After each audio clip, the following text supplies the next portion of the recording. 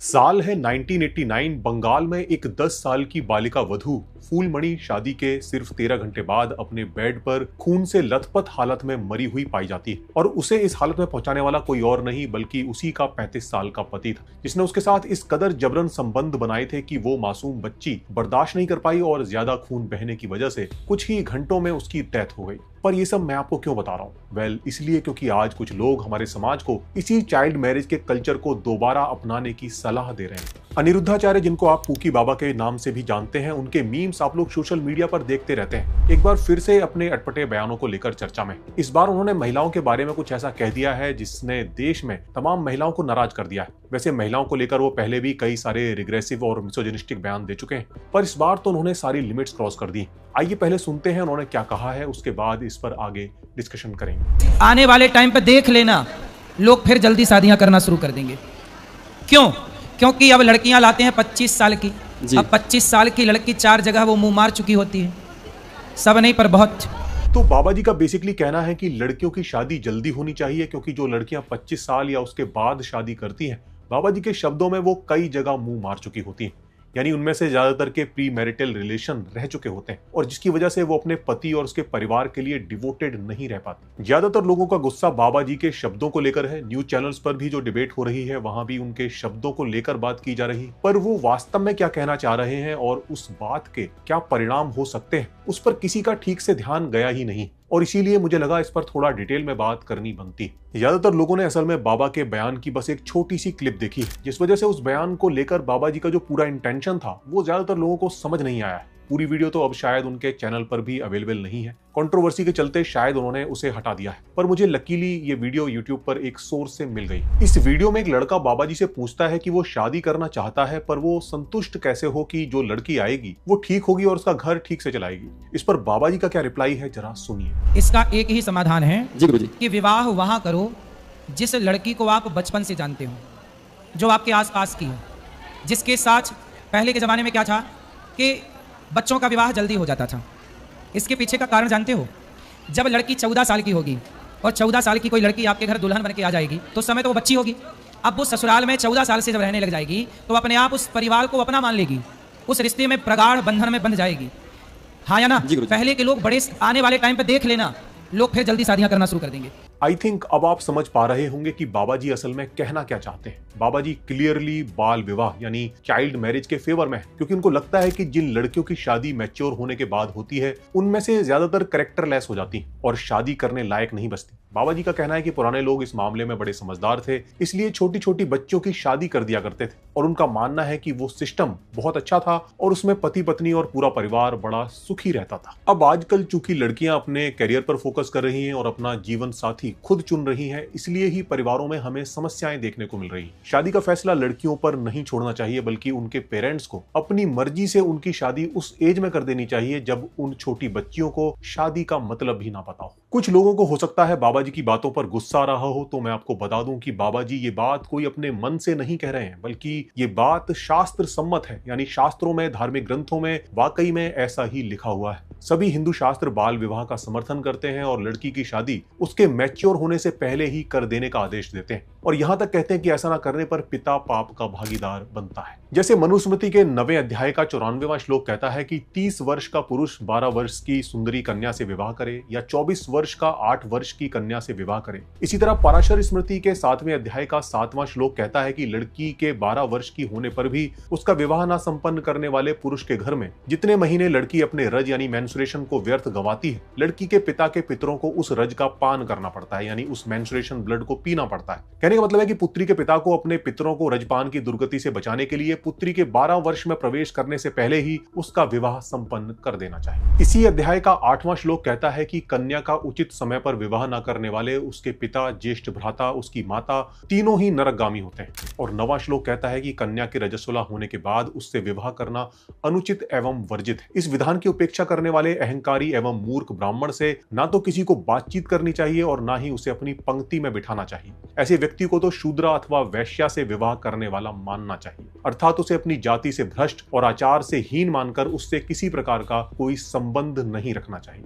अब यहाँ देखिए कि अगर कोई पिता अपनी लड़की की शादी उसका मेंस्ट्रुएशन साइकिल स्टार्ट होने से पहले नहीं करता तो उसका सोशल स्टेटस डाउन होता है, और अगर कोई ऐसी लड़की से शादी भी कर ले तो उसका भी सोशल बाइकॉट करने का नियम है। और ये कोई एक शास्त्र की बात नहीं है, तमाम शास्त्रों में आपको इस तरह के नियम मिल जाते हैं। यहाँ तक कि राम और सीता, जिनको एक आदर्श कपल की तरह देखा जाता है, उनकी शादी भी बहुत कम उम्र में होने का वर्णन हमें रामायण में मिलता है। रामायण के अरण्य कांड के 47वें सर्ग के चौथे, 10वें और 11वें श्लोक में सीता रावण से कहती है कि मैं 12 वर्ष ससुराल में रही हूँ, अब मेरी आयु 18 वर्ष और राम की 25 वर्ष है। अगर इसमें से ससुराल में रहने की एज घटा दी जाए तो शादी के समय सीता की एज 6 साल और राम की 13 साल निकल कर आती है। यानी राम और सीता की भी चाइल्ड मैरिज हुई थी। आप लोगों को लग रहा होगा कि चाइल्ड मैरिज तो बीते जमाने की बात है, तो मैं आपको बता दूं कि सेंसस ऑफ इंडिया का 1981 का डेटा बताता है कि 43.4% लड़कियों की शादी 18 साल का होने से पहले की गई थी। यह आंकड़ा 1991 में 35.3% था और 2001 में घटकर 14.4% रह गया। जबकि अगर ब्रिटिश इंडिया की बात की जाए तो उस दौर में 8 से 10 साल की लड़कियों की शादी होना एक आम बात थी। इन्हीं चाइल्ड मैरिजेज को रोकने के लिए 1929 में चाइल्ड मैरिज एक्ट लाया गया था, जिसमें शादी के लिए लड़कियों की मिनिमम एज 14 साल और लड़कों की 18 कर दी गई थी। पर अंग्रेजों ने ऐसा क्यों किया? क्या वो हमारे महान कल्चर को बर्बाद करना चाहते थे, जैसा शायद बाबा जी के भक्तों को लग रहा होगा? वेल, नहीं। असल में अंग्रेजों को ये एक्ट लाना पड़ा high child and maternal mortality और उन लड़कियों की दुर्दशा को देखकर जिनकी कम एज में शादी कर दी गई थी। जिन बाप दादाओं की परंपरा पर ये बाबा जी गर्व कर रहे हैं और उसे दोबारा अपनाने का सजेशन दे रहे हैं, उस दौरान महिलाओं की क्या हालत थी, इसका एक बहुत डिटेल्ड डिस्क्रिप्शन हमें एक किताब मदर इंडिया में मिलता है, जिसे एक अमेरिकन महिला कैथरीन मेयो ने लिखा था। वो भारत में महिलाओं की दुर्दशा को बताते हुए लिखती हैं कि भारत में लगभग हर पीढ़ी में 32 लाख चाइल्ड मदर्स डिलीवरी के दौरान ही मर जाती हैं और ये संख्या विश्व युद्ध में मारे गए लोगों की संख्या से भी ज्यादा है। उन्होंने कई लेडीज हॉस्पिटल्स को भी विजिट किया था और जो कुछ उन्होंने वहां पर देखा उसे भी अपनी बुक में दर्ज किया है। वो हकीकत इतनी भयानक है कि मेरी हिम्मत नहीं है कि मैं उसे यहां बता पाऊं। आप अगर पढ़ना चाहते हैं तो इंटरनेट पर इस बुक की फ्री PDF अवेलेबल है, डाउनलोड करके पढ़ लीजिए। इन शॉर्ट आपको सिर्फ इतना बता सकता हूं कि इन चाइल्ड ब्राइड्स के साथ फोर्स सेक्स, मारपीट होना एक आम बात थी। हॉस्पिटल्स में सेक्स अब्यूज के तमाम ऐसे मामले देखे जा सकते थे जिनमें इन बच्चियों को severe physical and mental damage face करना पड़ता था। अर्ली एज प्रेगनेंसी एक आम बात थी। इस अर्ली एज में बॉडी में चाइल्ड बीयरिंग कैपेसिटी ना होने की वजह से बहुत सारी लड़कियां डिलीवरी के दौरान ही मर जाती थी और जो बच जाती थी उनमें से भी बहुतों को बच्चे या तो मरे हुए पैदा होते थे या फिर कुछ टाइम बाद मर जाते थे। बाकी फोर्स सेक्स के भी तमाम मामले सामने आते रहते थे। इनमें कई बार इन छोटी मासूम बच्चियों के शरीर को इतना डैमेज पहुंचता था कि उनकी डेथ तक हो जाती थी। वीडियो के स्टार्टिंग में मैंने जिस केस की बात की है उस केस ने अंग्रेजों को भी हिलाकर रख दिया था। इस मामले में पति पर केस चला, लेकिन minimum age of marriage and sex पर कोई कानून ना होने की वजह से वो सस्ते में छूट गए। इस इंसिडेंट ने उस समय की सरकार को चाइल्ड मैरिज पर स्टेप उठाने के लिए फोर्स किया। देश भर में और असेंबली में इस पर खूब बहस चली। ज्यादातर धार्मिक हिंदू और मुस्लिम दोनों ही इस एक्ट के खिलाफ थे और ऐसा मानते थे कि ये एक्ट उनके धार्मिक नियमों के खिलाफ है। मुस्लिम जहां कहते थे कि एज मायने नहीं रखती, लड़की का मेंस्ट्रुएशन साइकिल स्टार्ट हो गया, इसका मतलब अब वो शादी के लिए रेडी है, वहीं हिंदू कहते थे कि उन्हें लड़की मेंस्ट्रुएशन साइकिल स्टार्ट होने से पहले चाहिए। हैरानी की बात है कि उस समय के कई दिग्गज नेता और बुद्धिजीवी भी इस एक्ट का विरोध कर रहे थे। जैसे उस समय के famous politician and freedom fighter बाल गंगाधर तिलक ने भी इसका विरोध किया था, ये कहते हुए कि एक्ट हिंदुओं के धार्मिक मामलों में इंटरफेयर कर रहा है, हिंदू समाज को अपनी सोशल एंड रिलीजियस प्रैक्टिसेस को फॉलो करने का पूरा अधिकार है। इसी तरह उस दौर के famous writer and poet Rabindranath Tagore ने भी चाइल्ड मैरिज को सपोर्ट किया था, ये कहकर कि ये हिंदुओं का आपसी मामला है और किसी बाहरी आदमी को हक नहीं है कि वो इसमें इंटरफेयर करे। और मैं बता दूं कि उनकी भी चाइल्ड मैरिज ही हुई थी, वो भी 10 साल की एक लड़की से। उस समय उनकी एज 20 साल के आसपास थी और ये उस समय पर आम बात थी। उस समय पर पढ़े लिखे अच्छे सोशल बैकग्राउंड से आने वाले लोगों की शादियां भी बचपन में हो जाती। जैसे गांधी जी की शादी 13 साल की एज में हो गई थी और उनकी वाइफ कस्तूरबा की एज उस समय पर 14 साल थी। लेकिन लोगों के विरोध के बावजूद 1891 में British government age of consent law नाम से एक लॉ को पास कराने में सफल रही। पर गौर करने वाली बात यहाँ पर यह है कि ये लॉ चाइल्ड मैरिज पर रोक नहीं लगाता था, बल्कि केवल रिलेशन बनाने की एज को ही डिफाइन करता था, जो कि लड़कियों के मामले में अब 12 साल कर दी गई थी। यानी 12 साल से कम की लड़की से रिलेशन बनाना अब जुर्म था। हालांकि शादी अभी भी की जा सकती थी। लड़कियों की जल्दी शादी को लेकर उस समय का समाज कितना दकियानूस था, इसकी एक झलक मदर इंडिया बुक में दर्ज एक वाकये से पता चलती है, जिसमें बुक की राइटर किसी राजा की भेजी हुई गाड़ी से उसके पैलेस जा रही थी। गाड़ी में मौजूद राजा साहब का एक खास ऑफिसर, जो कि एक हाई कास्ट ब्राह्मण था, उससे वो पूछती हैं कि अगर आपके कोई बेटी हो तो उसकी शादी आप किस एज में कर देंगे? तो वो कहता है कि 5 या 7 साल में, लेकिन 9 साल का होने से पहले तो मैं जरूर ही कर दूंगा। अगर मैंने ऐसा नहीं किया तो मुझे मेरी जाति से बाहर कर दिया जाएगा और कोई भी मेरे साथ संबंध नहीं रखेगा। दोस्तों, ये सब बताने के पीछे पर्पज सिर्फ इतना है कि आप ये समझ सकें कि जिन पुरानी प्रथाओं और पुराने समाज की वकालत ये बाबा अपने मन से कर रहे हैं, उसकी सच्चाई क्या है। सुनहरे अतीत के सपने बुन लेना बहुत आसान है, क्योंकि वो किसी ने देखा तो है नहीं, तो अच्छी अच्छी कल्पनाएं की जा सकती हैं कि हमारे पुरखे तो बड़े होशियार थे, उस समय का समाज बहुत अच्छा था, उनकी शादियां तो बहुत सफल थीं। पर असल हकीकत तब सामने आती है जब आप उस समय के रिकॉर्ड्स को खंगालते हैं। International centre for research on women ने इंडिया के बिहार एंड झारखंड में 2004 में एक स्टडी की थी, जिसमें पता चला था कि जिन लड़कियों की शादी 18 साल से पहले हो जाती है, उनके घरेलू हिंसा का सामना करने की संभावना दुगनी हो जाती है। यही नहीं, उनके साथ फोर्स सेक्स किए जाने की संभावना भी 3 गुनी हो जाती है। हो सकता है कुछ बाबा जी के भक्त यहाँ पर सोच रहे हो कि कुछ खराब एग्जाम्पल्स हो सकते हैं, पर हो सकता है बहुत सारे अच्छे एग्जाम्पल्स भी। तो भाई चलो, मैंने माना कि 14 साल की लड़की से शादी करने के बाद भी कोई कपल सुखी जीवन बिता सकता है, पर एक चीज यहाँ पर अभी भी मिसिंग है। हो सकता है आपके लिए उसकी कीमत ना हो, पर मेरे लिए तो वो सबसे कीमती, और वो है फ्रीडम, आजादी, अपना पार्टनर चुनने की आजादी। लड़की कोई सामान नहीं है जो आप उसे किसी के भी साथ बांध दें। जीवन साथी यानी वो इंसान जिसके साथ आप अपना पूरा जीवन बिताने वाले हैं, उसको चुनने का अधिकार सिर्फ आपके पास होना चाहिए। आपको किससे शादी करनी है और किससे नहीं, ये फैसला आपका होना चाहिए। लेकिन बाबा जी एक 14 साल की लड़की की शादी कर देना चाहते हैं, जिसे शादी का मतलब भी नहीं पता। कभी कभी लगता है भारत ऐसे ही गुलाम नहीं रहा, हमारी इसी धार्मिक कपोड़पंथी ने हमें गुलाम बनाया होगा। और कमाल देखिए, आज भी इन बेवकूफियों का खुले मंच से प्रचार करने वाले और समर्थन करने वाले लोग भी इस देश में मौजूद हैं। और इस पर भी हैरानी की बात यह है कि समर्थन करने वालों में बहुत सारी महिलाएं हैं। जी हाँ, वो महिलाएं ही हैं जो ऐसे बाबाओं के पंडालों में सबसे ज्यादा पाई जाती हैं। ये महिलाएं ही इस धर्म की पालकी को ढोने में सबसे आगे हैं, जबकि दुनिया का कोई ऐसा धर्म नहीं है जो मिसोजिनी से भरा ना। जैसे ऋग्वेद के अष्टम मंडल के 33वें सूक्त का 17वां मंत्र कहता है, स्त्री के मन पर शासन संभव नहीं है, स्त्री की बुद्धि छोटी होती है। ऋग्वेद के दशम मंडल के 95वें सूक्त का 15वां मंत्र कहता है कि स्त्रियों की मैत्री वास्तविक नहीं होती, स्त्रियों का दिल भेड़ियों के समान होता है। भगवत गीता, जिसे हिंदू शास्त्रों में सबसे ऊंचा स्थान प्राप्त है, वो स्त्रियों को पाप योनि बताती है। गीता के 9वें अध्याय का 32वां श्लोक कहता है कि हे पार्थ, मेरी शरण में आकर ये जो है पाप योनि, स्त्री वैश्य शूद्र भी परम गति को प्राप्त होते हैं। बाकी रामचरितमानस का ढोल गवार शूद्र पशु नारी वाला दोहा तो आप सभी को पता ही होगा, जहां नारी को पीटने योग्य बताया गया है। उपनिषदों की बात करें तो छांदोग्य उपनिषद तो सीधे सीधे मैरिटल रेप का लाइसेंस देता है। छांदोग्य उपनिषद के 6ठे अध्याय 4th ब्राह्मण का 7वां श्लोक कहता है कि पत्नी यदि मैथुन यानी सेक्स न करने दे तो पहले उसे वस्त्र आभूषण आदि देकर मनाए, फिर भी न माने तो उसे दंड यानी पनिशमेंट का डर दिखाकर उसके साथ बलपूर्वक समागम करें। और ये सिर्फ हिंदू धर्म की बात नहीं है, आप कोई भी धर्म उठा लें। अब जैसे अगर कुरान की बात करें तो सूरा अल निसा की 34वीं आयत कहती है कि अल्लाह ने आदमियों को औरतों का केयर टेकर बनाया है। अगर वो तुम्हारी बात ना माने तो पहले उन्हें समझाओ, फिर बिस्तर अलग कर लो, और तब भी ना माने तो उन्हें पीटो। महिलाओं को पीटने से याद आया कि बाबा जी को शायद लगता है कि अब लड़कियां बहुत रिबेलियस हो गई, अपने आपे से बाहर निकल रही, जबकि नेशनल फैमिली हेल्थ सर्वे के मुताबिक हर 3 में से 1 महिला घरेलू हिंसा झेलती है, और उनमें से ज्यादातर कभी शिकायत भी दर्ज नहीं कराती।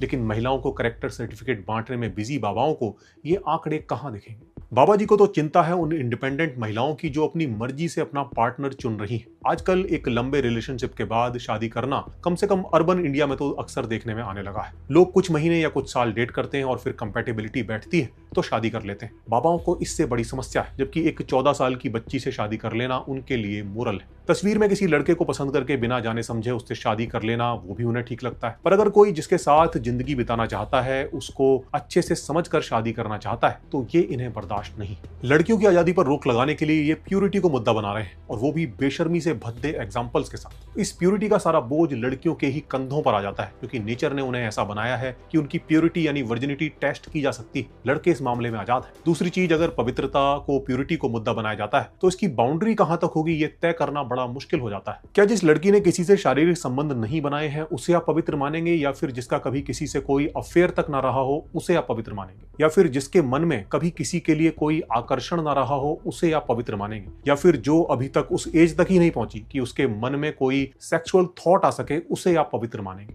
अगर इस पवित्रता को, इस प्योरिटी को कैरेक्टर जज करने का टूल बनाया जाए तो देर सवेर गाड़ी जाकर चाइल्ड मैरिज पर ही रुकेगी। ये पवित्रता की ही धारणा रही है जिसकी वजह से हिंदू समाज में बाल विवाह चलन में रहे, और ये पवित्रता ही है जिसकी वजह से विधवाओं का, तलाकशुदाओं का पुनर्विवाह यानी रीमैरिज होना आज भी मुश्किल है। और पास्ट में तो होते ही नहीं थे। आज के डेटिंग कल्चर की कुछ कमियां हो सकती हैं, पर कम से कम इसकी वजह से इस प्यूरिटी जैसी दकियानूसी सोच से लोग बाहर आ रहे हैं, और जिसका फायदा मिल रहा है उन महिलाओं को जो इस घटिया सोच की वजह से नरक जैसा जीवन जीने को मजबूर थी, चाहे शादी के अंदर या फिर शादी के बाहर। पर बाबा इस डेटिंग कल्चर को क्रिटिसाइज करने के लिए रीजन देते हैं कुछ ऐसे इंसिडेंट्स का जहां किसी पत्नी ने अपने पति को या परिवार को नुकसान पहुंचाया। पर जिस परंपरा की ये बाबा वकालत कर रहे हैं उसकी एक हकीकत तो मैं आपको दिखा चुका हूं। चलिए एक दूसरी हकीकत और दिखा देता हूं। जिस अरेंज मैरिज वाले सिस्टम की ये वकालत कर रहे हैं उसकी सच्चाई जाननी हो तो दहेज हत्या के केसेस के आंकड़ों को एक बार जरूर उठाकर देख लीजिए। दहेज हत्या की अगर बात की जाए तो सिर्फ एक साल 2011 में दहेज हत्या के 8,331 केस दर्ज हुए थे।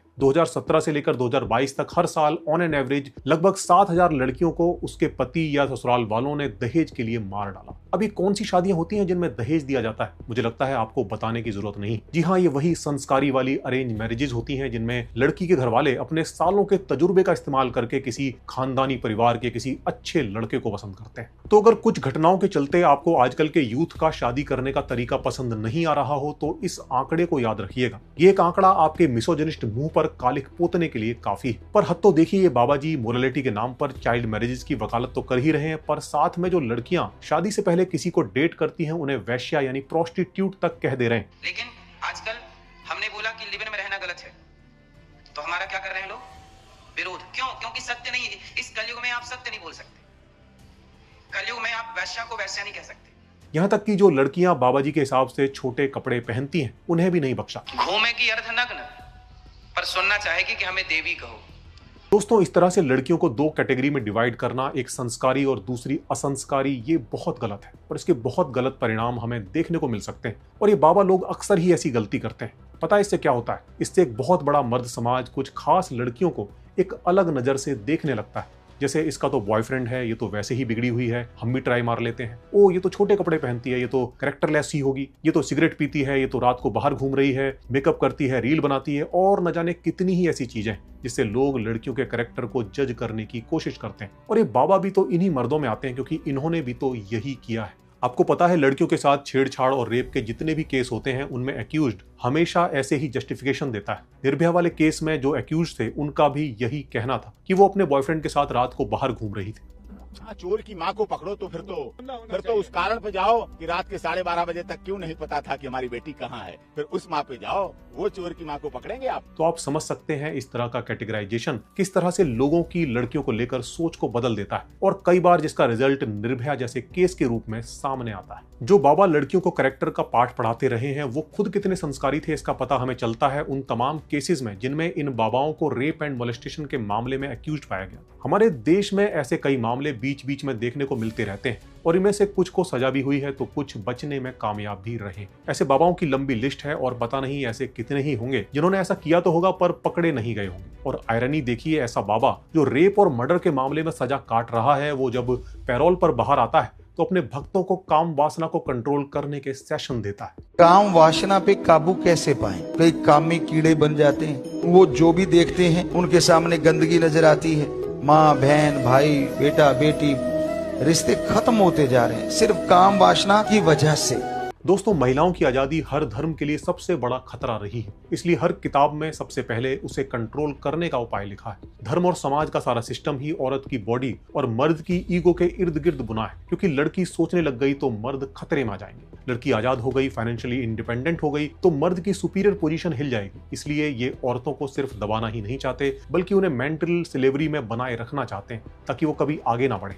और हमेशा अपने पुरानी रूढ़िवादी सोच में जकड़ी रहें। ये रूढ़ियों में जकड़ी महिलाएं ही धर्म की सबसे बड़ी ग्राहक होती हैं। दोस्तों, भले मैं इस मुद्दे पर कितनी ही बात कर लूं, लोग कितनी ही वीडियो बना ले या न्यूज पर कितनी ही डिबेट हो जाए, इन बाबाओं पर इसका कोई असर नहीं होगा। ये ऐसे ही अपनी घटिया सोच फैलाते रहेंगे, क्योंकि वो हम ही तो हैं जो इनको बढ़ावा देते हैं, इनके सो कॉल्ड प्रवचनों में जाते हैं, डोनेशन देते हैं, जिनके दम पर आज ये राजा बने बैठे हैं। इनके प्रवचनों में जाना, इनके प्रवचनों को देखना बंद कीजिए। कुछ अच्छा पढ़िए, कुछ अच्छा देखिए, जिससे आपकी कुछ नॉलेज बढ़े, दुनिया को देखने का नजरिया बदले। कब तक इन पौराणिक कथाओं को बार बार सुनते रहेंगे? कोई सुनेगा नहीं, कोई चढ़ावा नहीं चढ़ाएगा, तो ये बाबा जी सिर्फ इंस्टाग्राम रील्स पर रह जाएंगे। जब तक हम दर्शन और भक्ति के नाम पर इनके दरवाजे खटखटाते रहेंगे, ये लोग हमारे पैसों से लग्जरी एसयूवीज में घूमते रहेंगे और अपने डीलक्स आश्रमों से महिलाओं को नीचा दिखाकर कैरेक्टर सर्टिफिकेट बांटते रहेंगे। जब तक महिलाएं सवाल नहीं पूछेंगी और जब तक वो इन ढोंगियों के आगे सर झुकाती रहेंगी, तब तक ये देवी के नाम पर उन्हें दासी बनाते रहेंगे। अब वक्त आ गया है अपनी माँ, बहन और बेटियों को इन 2 कौड़ी के प्रवचनों से दूर रखने का और भगवा लपेटे जो लोग संस्कार बेच रहे हैं उनके